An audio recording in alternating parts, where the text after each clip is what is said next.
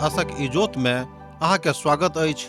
यह कार्यक्रम हमरा के एकटा अवसर प्रदान करैत छथि कि हम बाइबल सँ जुड़ल चीज के अध्ययन क सकी आ यह जानू कि हमरा जीवन के लेल परमेश्वर के इच्छा की अछि। ई उद्देश्य के संग हम यह कार्यक्रम अहाँ के लेल प्रस्तुत क रहल छी। कृपया क देखू आ सुनू ताकि परमेश्वर अहाँ के जीवन के मार्गदर्शक ठहरे।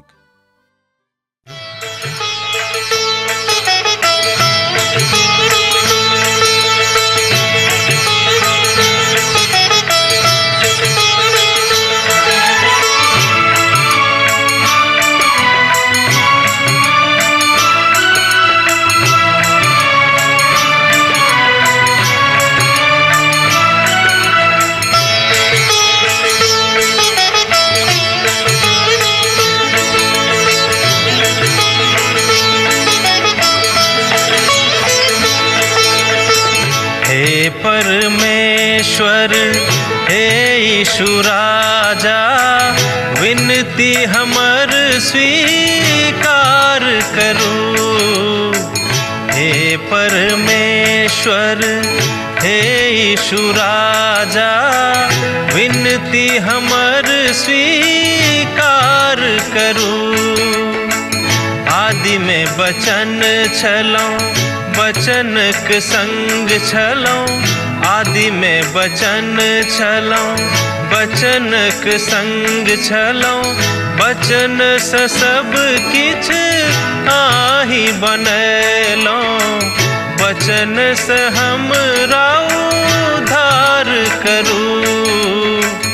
हे परमेश्वर, हे यीशु राजा, विनती हमर स्वीकार करू। हे परमेश्वर। आशा के इजोत मैथिली कार्यक्रम में हम एक बेर और अहाँक अभिनंदन प्रभु यीशु मसीह के मीठ आ पवित्र नाम से कह रहल छी।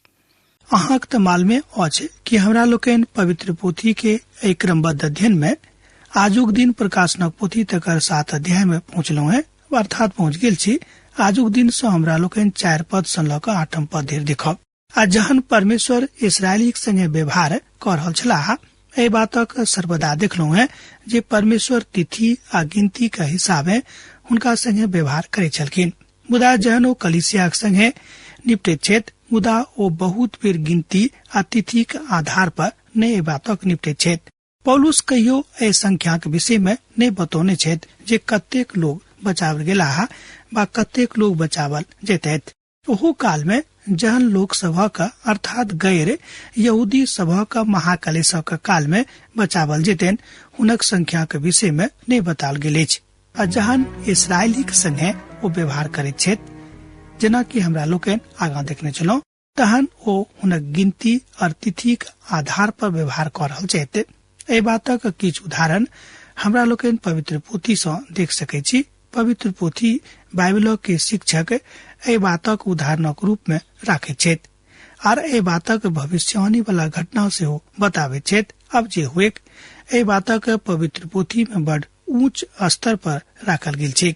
ई भविष्यवाणी के बड़ मुख्य विषय अछि आ जिनका ऊपर मुहर देवल गेलैन, हम हुनक गिनती के सुनलहुँ है, अर्थात इजराइल के संतानक समस्त गोत्र में सँ 1,24,000 पर मुहर देवल गेलै।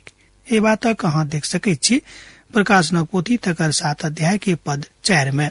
जब अहाँक लग पवित्र पोथी बाइबिल अछि तहन अहूँ ए बातक पढ़ि कऽ सत्यापन कऽ सकलहुँ है। और हम ओहि मुहर बंद के संख्या के विषय में सुनलहुँ है, 140 आ 4,000 मिला जुला के भेल 1,44,000। ई समस्त इसराइली गोत्र सँ मुहर बंद कयल गेल रहै। 144,000 जे मुहर बंद छल ओ इसराइली राष्ट्र सँ जुड़ल लोक छलैथ।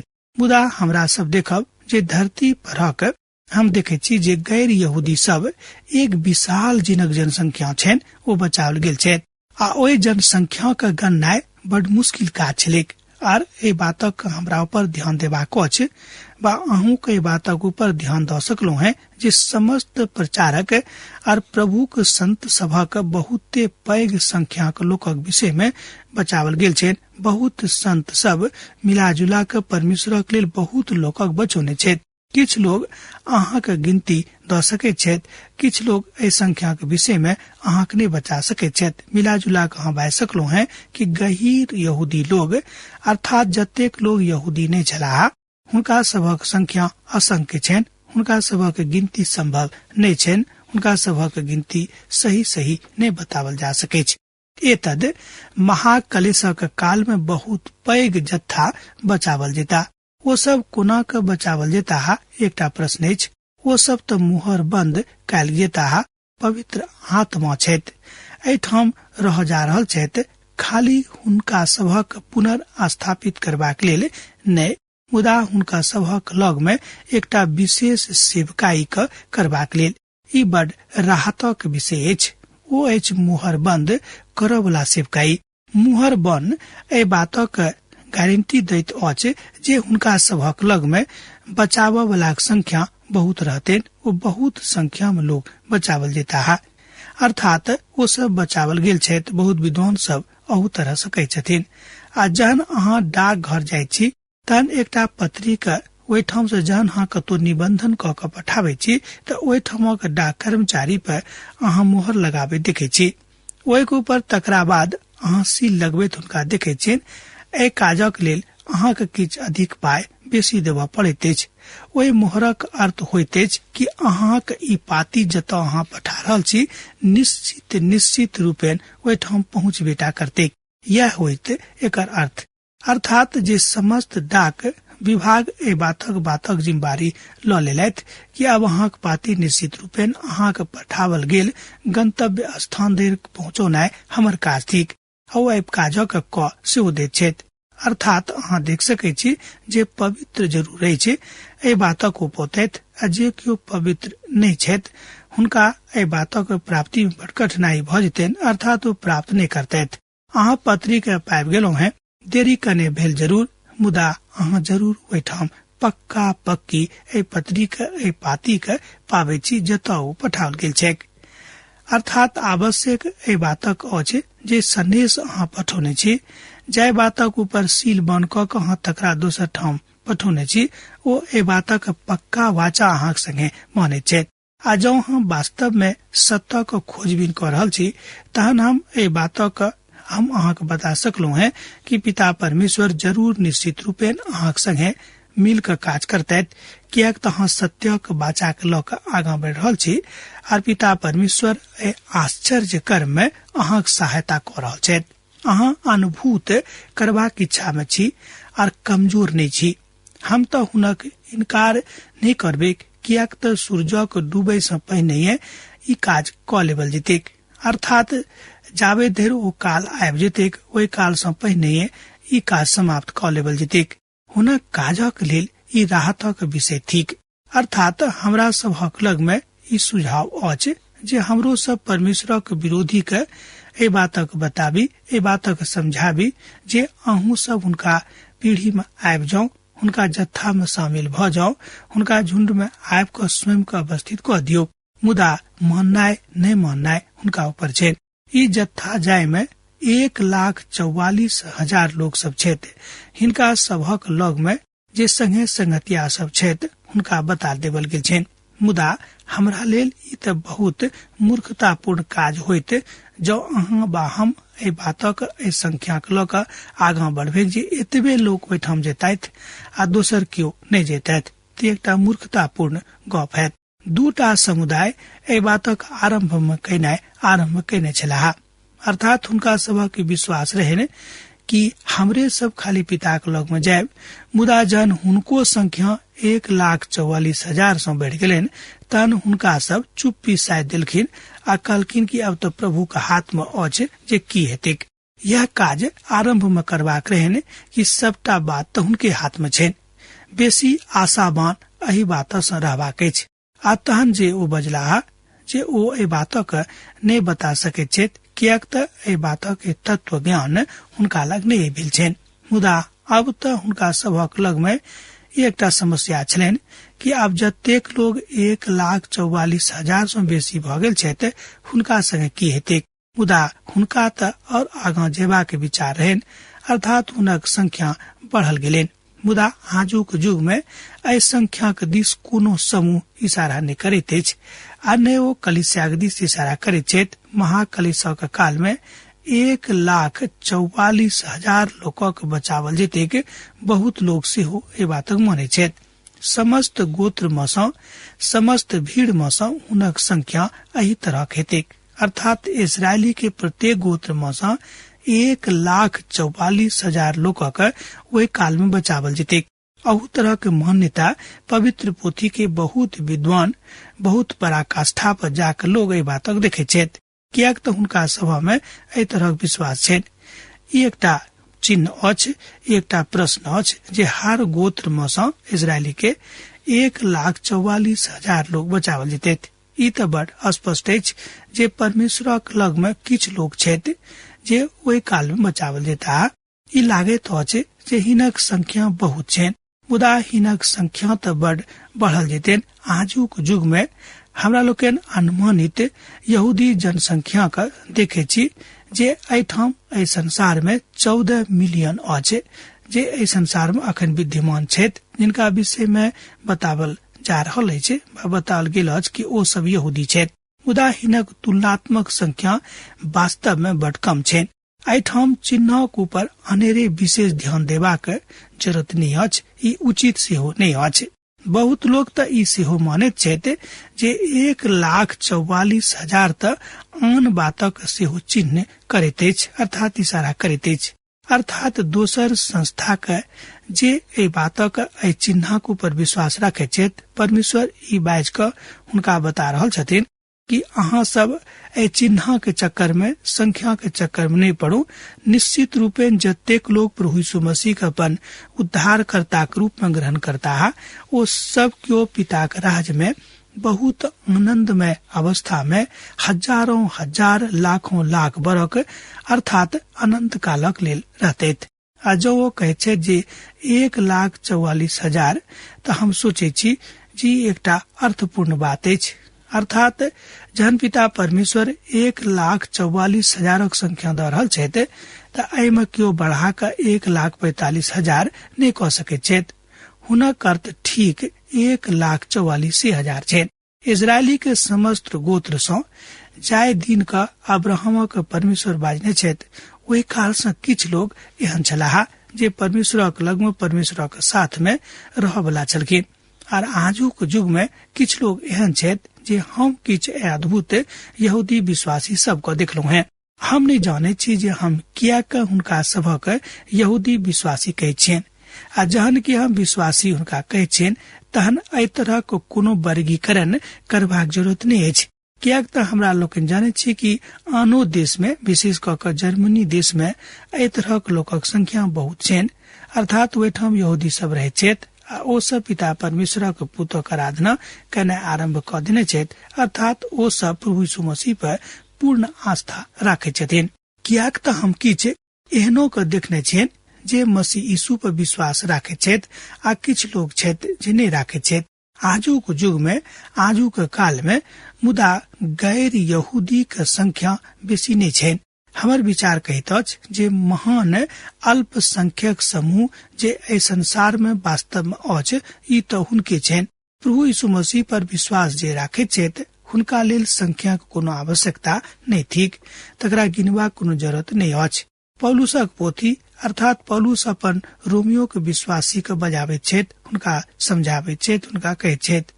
एहि बातक अहाँ देख सकलहुं हैं रोमियो पोथी तकर 9 अध्याय के 8 पद में। ओ कहै छथिन, अर्थात देही के संतान जे परमेश्वरक संतान ने मुदा प्रतिज्ञा के संतान वा वंश गणल जाइत अछि। रोमियो पोथी 9 अध्याय तकर 8 पद में हमरा लोकनि एहि बातक देखै छी। आजुक युग में ई तऽ सत्य अछि। आ पुनः संत पौलुस लिखैत छथि, तकरा अहाँ देख सकलहुं हैं रोमियो पोथी 11 अध्याय तकर 4 पद में आ 5 पद में। मुदा परमेश्वर सँ हुनका ई उत्तर भेटलनि, हम अपना लेल 7,000 पुरखा के राखि कऽ छोड़लहुं है। ओ सब ई बात का आगा घटना का नहीं थिल्ला। ये बात कहाँ देखे छी 11 अध्याय के पद 4 में। तकरा बाद हमरा लोग पद 5 के देख सकलो हैं। आ ठीक अही रीति से ओहू काल में अनुग्रह से चुनल किछ लोग बाकी छेत। ये बात हमरा लोग रोमियो पोथी 11 अध्याय तकर 5 पद में देखे छी। पौलुस कहे छेत जे हुनक दिन में कलीसिया के किछ लोग एहन छलाहा और हमरा सभक युग में एही तरह के लोग कलीसिया में छेत। महाकलेश का काल में एहन किछ लोग रहता है और हुनक संख्या 1,44,000 रहते। ई सब त लोकक एकटा बात छेन, मुदा परमेश्वर जहन 1,44,000 कहे छथिन त ठीक 1,44,000 ही रहते, ऐसा एकोटा बेसी नहीं रहते। ई सब तो ओ लोग सब छलाहा जे महाकलेश का काल में मसीह यीशु के गवाही देथिन। मत्ती रचित सुसमाचार तकर 24 अध्याय तकर 14 पद में ए बात के विषय में बताल गेल छै। प्रभु यीशु मसीह आगा कहे छे आर राजा के यीशु समाचार संपूर्ण जगत में प्रचार कैल जाइत अछि, जायसँ समस्त जाति पर गवाही हुए तहन अंत आबि जेतैक। मत्ती रचित सुसमाचार 24 अध्याय तकर 14 पद में हमरा लोकन ए बात के देखे छी। प्रताड़ित रूपे नहीं मुदा स्पष्ट रूपे ए बात के बताओल गेल अछि। क्यों कहता जे सुसमाचार जे राजक लेल अछि, जे अलग अछि, जे निश्चित रूपे दोसर नहीं अछि। परमेश्वरक लग में पापी के बचावल गेनाय मात्र एकटा यह सिद्धांत छेन कि जतेक मनुष्य जाति पाप में बह रहल छथि, पापी भ गेल छथि, ओ सब केओ प्रभुक नजर में आबैत आ हुनक जत्था के समूह बनैत, अर्थात हुनक जत्था के सदस्य भ जायत। प्रभु यीशु मसीह के मृत्यु के द्वारा आ जौ हाँ एठाम ए बातक पूछब जहन हाँ वही छोटा मेमना के जे ईश्वरीय छथि हुनका लग में अनबेन बा आबि गेल छी, तहने अहाँ सोचे छी जे ओ छोटा मेमना अहाँके बचायत कि वो अहाँके बचा सकैत छथि। हमर मित्रवर निश्चित रूपे ओ अहाँके बचा सकैत छथि। वो हुनका बाजतेन जे ओ मेमना तो वह थिका जे एकटा स्त्री के माध्यम से आबि क संसारक एकटा उद्धार करता भेटे छे। ई छोटा नेना जे मेमना उनका सफाई के रूप में देवल गेल छेन, वो यूहन्ना ए बात के बतावे छथिन। तकरा बाद यूहन्ना बपतिस्मा दाता जन ए बात कहे छेत इस संदर्भ में और वो स्पष्ट कह दे छेत। वो कहलेन कि देखियो कि ई मेमना जे आबि रहल अछि ई संसारक कष्ट का हरे छेत। यूहन्ना रचित सुसमाचार 1 अध्याय के 29 पद का कहा कने देखियो के आ दोसर दिन वो यीशु का अपना दिस आवे देखलैत, देख क बजला देखियो कि परमेश्वरक मेमना छेत जे संसारक पाप का उठा कर ल जाय छेत। यूहन्ना रचित सुसमाचार 1 अध्याय तकर 29 पद में अहाँ ए बात के देख सकलो है। राजा का सुसमाचार त ई अछि जे प्रभु यीशु मसीह के जन्म, मृत्यु और तेसर रोज मृतक में से जी उठनाय जे इस्राएली राष्ट्र के समाधान कर रहल छथि और बहुत लोग प्रभु यीशु मसीह के लग में छथि थिकाहा बा औता। एहि सुसमाचारक प्रचारक करबाक आवश्यकता अछि, मुदा हुनका सभक किछ जोड़क इच्छा सेहो अछि जे अधिकार हमरा सब नहीं देवा गेल अछि, अर्थात जाय अधिकार का हमरा सब गोटे का नहीं देवल गेल अछि। ओ सब बजता हम तकरा बाद अतन अंत आबि जेतिक आ तकरा बाद तुरंत अंत आबि जेतिक। दोसर शब्द में हमरा लोकन एहि बातक एहि तरह बाजि सकलहुँ हैं ई बहुत काल धरि नहीं होइत, जन ओ घुर का औता तहन हमरा सबक अलग में ई अधिकार नहीं रहतिक जे प्रभु यीशु मसीह आबि रहल छथि आ शीघ्र आबि रहल छथि। कियाक त हमरा सब नहीं त दिनक विषय में आ नहीं त कालक विषय में जाने छी जो कहिया औतैथ। यहूदा का गोत्र में से 12,000 पर मुहर पड़लेन, रूबेना को गोत्र में से 12,000 पर, गादा को गोत्र में से 12,000 पर, और आसेरा को गोत्र में से 12,000 पर, आ नप्ताली के गोत्र में से 12,000 पर, आ मनस्से के गोत्र में से 12,000 पर। प्रकाशनक पोथी तकर 7 अध्याय 5 पद आ 6 पद में हमरा लोग ए बात का देखे छी। समोनो के गोत्र में से 12,000 पर, लेवी के गोत्र में से 12,000 पर, इस्साकारा के गोत्र में से 12,000 पर, जबूलून के गोत्र में से 12,000 पर, यूसुफ के गोत्र में 112,000 पर और बिन्यामीनियों के गोत्र में 112,000 पर मुहर देवल गेले। ए बातक हमरा सब एठाम प्रकाशनक पोथी तकर 7 अध्याय 7 पद आ 8 पद में देखे छी। एठाम हमारी अनुवाद अछि यहूदा के गोत्र में 12,000 लोकक ऊपर मुहर पड़ले आ रूबेन के गोत्र में 12,000 ऊपर अर्थात गाद के प्रजाति के ऊपर 12,000 लोकक ऊपर, अस्साकार के प्रजाति के ऊपर 12,000 ऊपर, अतः नप्ताली के प्रजाति के ऊपर में सेहो 12,000 के गोत्र में का मुहर पड़ले।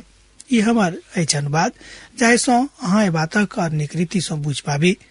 एठम हमरा लोकन समस्त इसराइली प्रजाति के 12 गोत्र के एठम देखे छी आ वे 12,000 गोत्र में 12,000 लोकक ऊपर मुहर पड़ले, अर्थात कुल मिलाकर 1,44,000 भ जाइत अछि, जाय में 12,000 संख्या सब गोत्र में से लेबल गेल छै।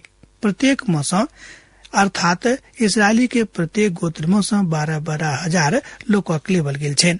हमरा लोकन जाने छी कि पवित्र पोथी में जन यूहन्ना ए बातक कहै छैथ तहन इसराइली के गोत्र में से कथा कह रहल छैथ, तहन ओ ए बातक बता रहल छैथ एठाम 13 नहीं अछि 12 टा अछि। स्वयं को बड़ाई नहीं कह सकैत छैथ आ स्वयं के बड़ाई नहीं चाहे छैथ, मुदा ओ चाहे छैथ कि परमेश्वरक बड़ाई होइक। परमेश्वर वाचा मनलाहा हमरा सब ए बातक बेर बेर देखे छी। आओ आब क अपन राजक एठाम स्थापित करता है। ए बातक हमरा सबक प्रभावित क देते छी। हमरा सब प्रथम एठाम वे 1012 के संख्या देखे छी। ई त बड़ परिश्रमक काल रहतिक आ तहन तुरंत ई बात अंतक कालक दिस मनुख ल जतिक, अर्थात ई संसारक ल जतिक। हमरा सबक एठाम इजरायली के 12 प्रमाणित प्रजाति के विषय में देखे छी, जाय विषय में बताल गेल अछि। एकटा लेखक कहै छैथ जे पवित्र बाइबिल में 13 बेर 12 गोत्रक विषय में बताल गेल अछि, मुदा हाँ एकटा लेखक कहै छैथ जे 18 बेर एहि संबंध में सेहो बताल गेल अछि। भ सकै कि केओ कहै छै 13 बेर, केओ कहै छै 18 बेर। हम नहीं जाने छी जे पक्का पक्की की थी, मुदा जतेक बेर 12 प्रजाति के विषय में बताल गेल अछि तहन ई हर बेर ई बाहरे रहल छैथ। बहुत बेर अंतरण नहीं अछि, अर्थात एको बेर अंतरण में नहीं आयल अछि बताल गेल अछि, मुदा हम परिवर्तनक भने देखे छी जे विषय में हम बताल गेल अछि। मुदा हम ई जाने छी जे परमेश्वरक नजरी में आमोन में किछ रहैत छलखिन, ओ सब ए बातक कहै छथिन। एहि लिस्ट में किछ अलगाव थिक, जाय बातक हमरा सब एठाम देख रहलहुं हैं।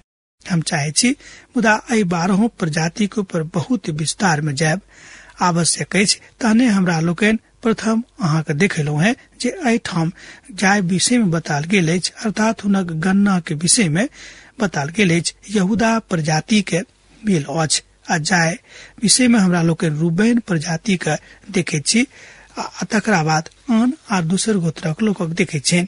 कियाक त रूबेन सबसे पुरान छलाह, मुदा ओ अपन अवलोकनता के कारणे अर्थात अनैतिकता के कारणे वो अपन प्रथम स्थानक गमा चुकल रहत। एठाम प्रश्न उठैत अछि कि मनुख अपन उद्धार के गमा सकैत अछि। पवित्र पोथी बाइबिलक अनुसार मनुख अपन उद्धारक नहीं गमा सकैत छथि, जेना कि हमरा लोकन एठाम रूबेन प्रजाति के अवस्था के विषय में देखलहुं हैं।